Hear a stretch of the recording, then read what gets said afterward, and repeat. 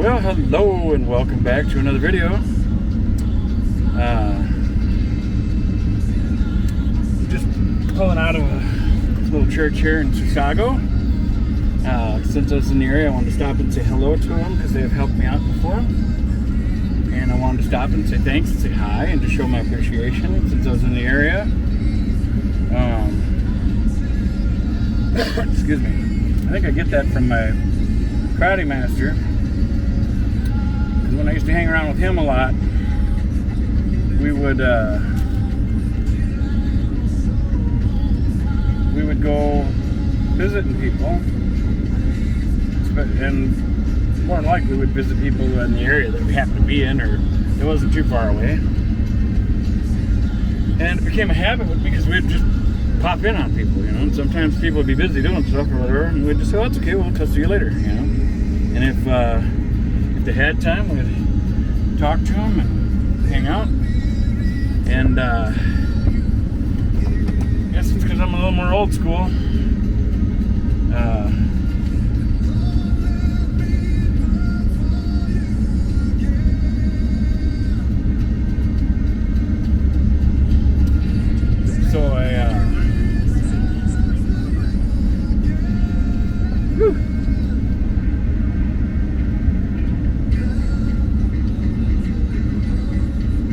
Anyway, gotta watch for. Oh, there's that bird sneaking in on me. Got this traffic all coming here.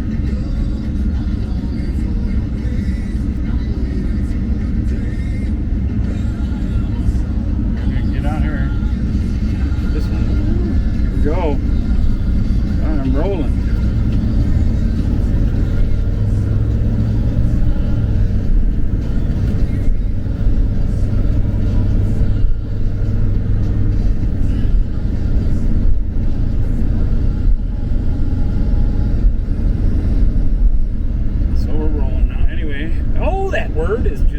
It's such a habit.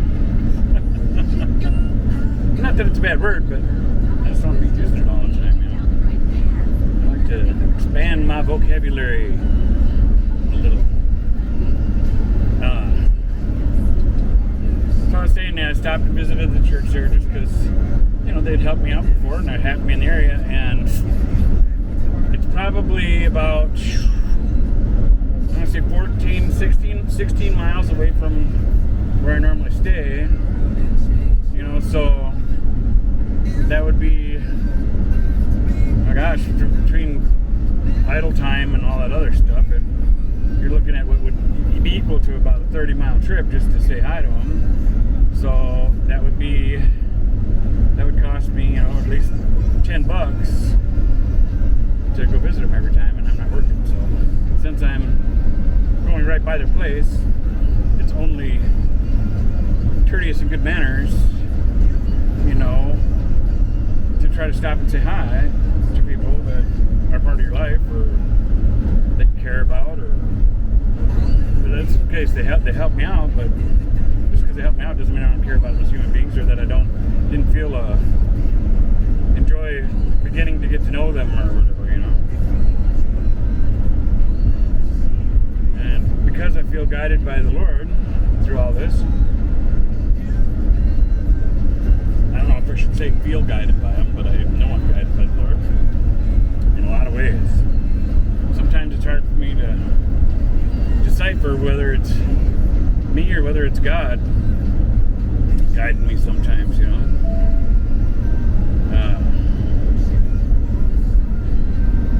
That's something deep to think about there, you know. But just like coming back up to this area, being in town, I know God guided me up there, because otherwise I would have came up here, you know, another 16 or more miles away, because this is where I lived. I lived in Chisago for a while, and I lived in Lindstrom for a while. Actually, I lived in both of them for lots of years, you know.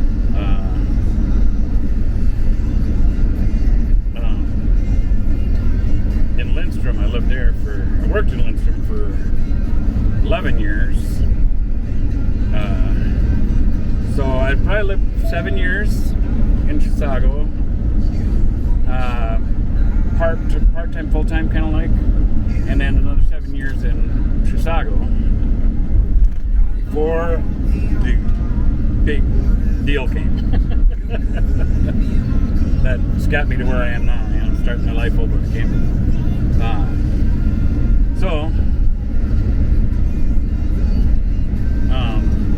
The reason I say part-time, part to full-time-ish for 7 years in Chisago is because I worked 5 days a week in Lindstrom here, so I would stay at my parents' place in Chisago on the weekdays and cut lawns, snow blow, whatever the time of year it was, and do mom's to-do list, work on cars, whatever, you know, whatever was happening, or if they're going to go camping or something, I'd pack their stuff up for them, and I'd go with them a lot of the weekends too, so I could take care of all the hookups and stuff, so they could still camp and visit with their friends and stuff and get out. Matter of fact, where I worked for 11 years, it's right there. I don't know if I'm showing up the camera, that apartment building there. That's where I worked for 11 years. Took really good care of that building. And we had a management change. I made it through that for a while before they kind of scooted me out the door. It was sad, but just to shorten up on that story, but I'll tell you a story about that, is that when I left that job, and I've talked about it in other videos, is it was like a 33-unit building. Oh, that's scary. I don't like having to slow down quick for lights. So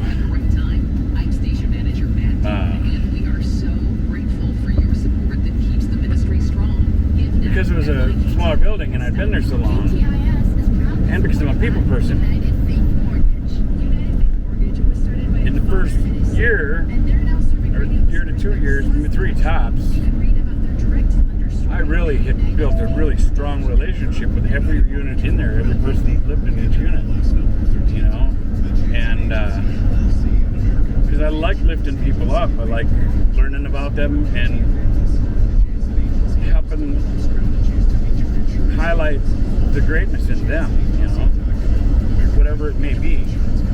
And you know, like some of the older people, mainly older people in there, but you know, I talk about older stuff that I liked, you know, because I'm an Elvis Presley fan, or roller skating and stuff. Well, then, you know, that sparked memories for them. Roller skating, well, when they roller skated, they had wooden wheels and stuff, you know, wooden ball bearing wheels, the BB ball bearings, wooden wheels, instead of contained bearings like the fabrics or whatever. But you know, so I do that. Well, I created such a bond with all these people. They were like family to me, all of them, every unit. You know. Matter of fact, I would never say it to the company, because then they would probably build the people out and stuff. But I started getting maintenance calls for, you know, like a plugged sink or something that I was like, well, I just was there not too long ago. You know, that sink shouldn't be plugged, you know. Well, what I started finding out is that, you know, some of these people would want my company, you know, and I didn't put it together at first, because they'd see me in the hallway or something, say, so you're pretty busy, you got a lot of work orders? I'd be like, oh, I got a couple to do, you know, but then I figure I'll, you know, find some preventative maintenance to do or something, you know, and whether I'd touch up paint in the hallway, or, you know, or bust out the Pladger Murphy's oils and do the railings and stuff, you know, or go around and sweep and mop or something, you know. And but what's funny is, if I wasn't really busy, well, then all of a sudden I'd get a work order for that plug sink or something. And I know what it was. Eventually I started figuring it out, that they really liked my company, and they were trying to come up with a work order so I could have to hang out there and they could talk to me a bit. You know, and that started happening periodically with different residents. And it was flattering. So, getting way off track wherever I was going with all this, but oh yeah, that's where I was going with it. Was that when I lost that job, it really affected me. You know, I went through some depression over it, and this And it wasn't as much as the job and the income at the time. I mean, you always need that income and stuff, but it was like getting cut away from a family, you know. And I didn't mess up on that job. I know it had to be management change and stuff because the BS reasons for them letting me go was totally opposite of everything that was real or whatever. It was very evident, you know. But you know, what can you do? You just go with it, you know. Anyway, so losing that job was really hard on me, you know, and me taking care of my mom and stuff because my stepdad had already passed on at that point. And of course, the mom knows her boy. She could see how hurt I was over it and that I was going through some depression over it. She told me, she said, I know you don't see it now, but in the future, this is a blessing, probably a blessing in disguise. She said that, you know, and in the future you will understand what the blessing was, losing that job, you know. She said, even though you don't see it now, you'll see it later. And my mom would always tell me different stuff like that. She was always right. She always ended up being right, you know. She's really cool to talk to about stuff. Even when you're like really having a hard time in life, she was wonderful to talk to. She just knew how to talk to you, and that's probably where I get a lot of that from. But she was right, because then what happened is I lost a job of over 11 years, and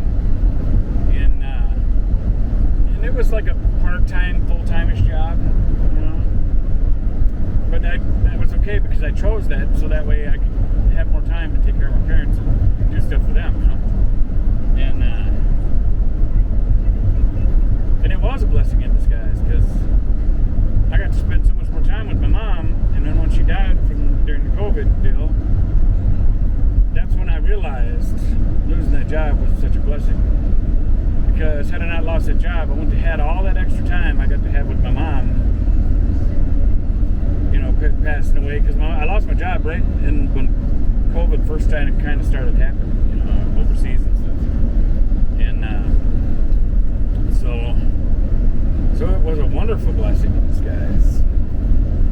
I didn't know it then, you know, I was bummed out and hurt, you know, but and I'd still go by and stop and outside on the street, and people would come out of the building and hang out with me, and I still smoked then, you know, so I'd stop out with the smokers and talk to them. Well, then somebody'd go in the building and, you know, tell somebody, you know, Darren's out there, you know, somebody else would come out or whatever, or they'd see my motorcycle or hit it, you know, when I pull up, and you know, so yeah, I'd go back and visit and hang out with people and stuff, you know, and but yeah, it was a blessing in disguise because had that not happened,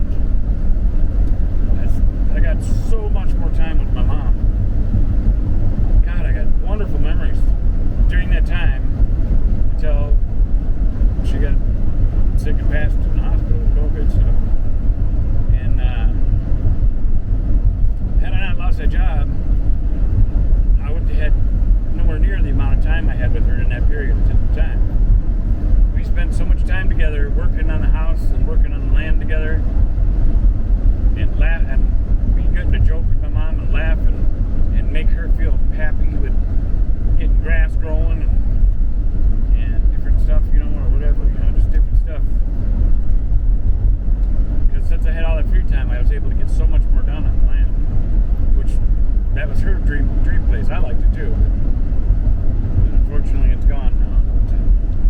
That's a whole nother ballgame, you know. Ugliness, greed, and deception. But I'll see what happens. Even though, and I've said it before in my videos, even though I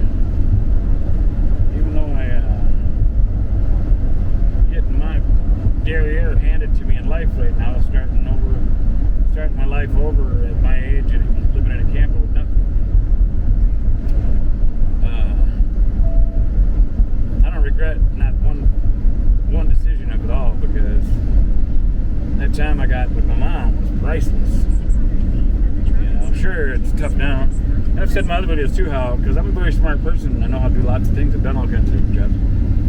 All the years that I spent taking care of my parents for 20 years, more than 20 years probably, in their last years, is I could have been out there just pounding away at other jobs, made a career, and made tons of money.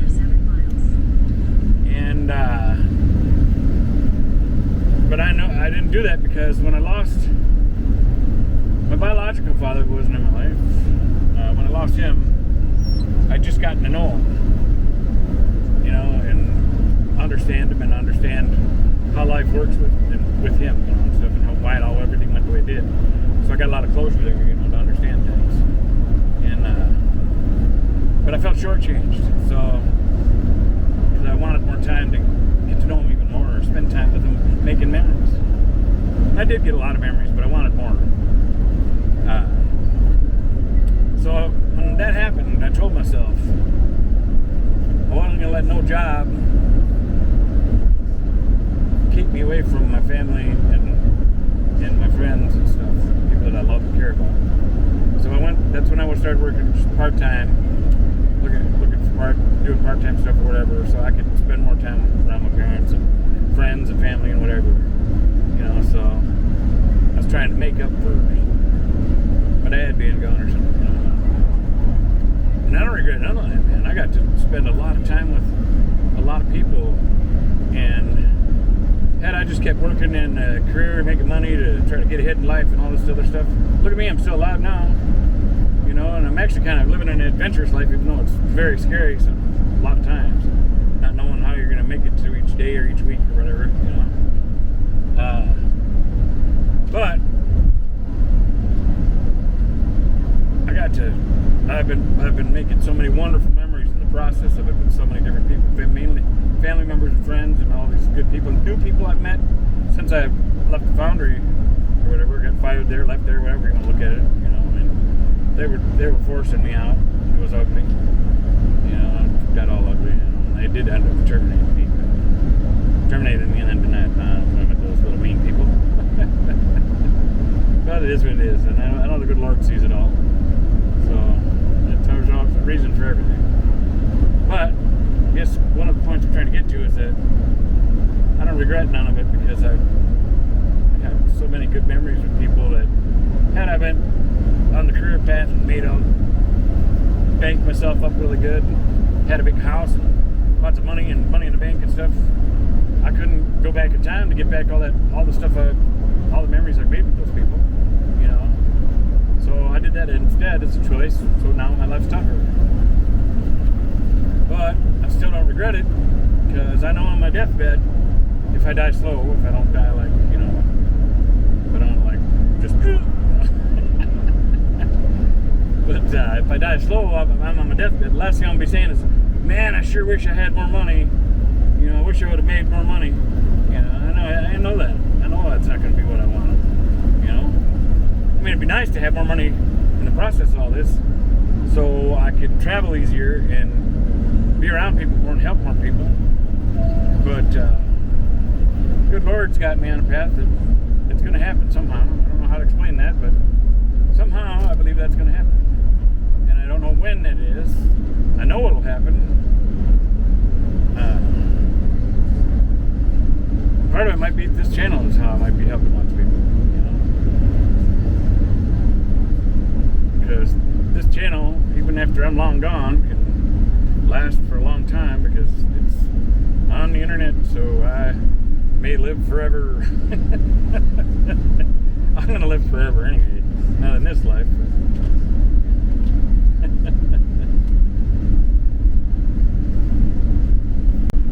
oh boy. So since I'm coming down the red light here, I know this video is getting long, so we're gonna stop it and get into the next one. So once again, as always, give me a thumbs up if you would, please. Click on that little thumbs up button. I don't know if I still got, you know, I'm so busy I haven't took the time to learn more on Rumble. And I gotta learn how all these different platforms work, you know.